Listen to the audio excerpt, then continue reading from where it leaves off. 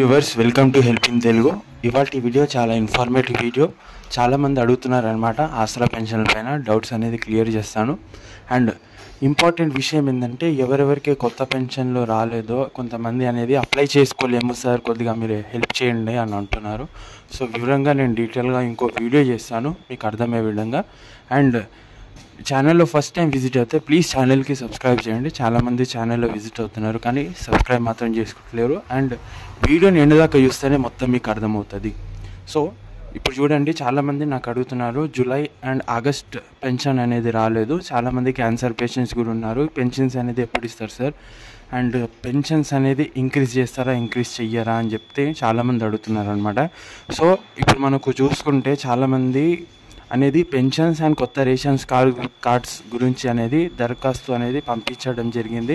ఎక్కువ డిమాండ్ అనేది ఆసరా pension and ration card మీద ఉంది. సో దాని మీదనే అనేది ఆ ప్రతిపాదనలు అనేది గవర్నమెంట్ దగ్గర అనేది వెళ్ళడం జరిగింది. సో వన్స్ అనేది అక్కడ నుంచి మనకు అప్రూవల్ వస్తే మనకు ఆగస్ట్ 15th లోపల మ్యాక్సిమంగా గుడ్ న్యూస్ వచ్చిందంటే మనకు ఇంక్రీజ్ అయిన అమౌంట్ 4,000, 6,000, 16 అనేది వేయడం జరుగుతుంది.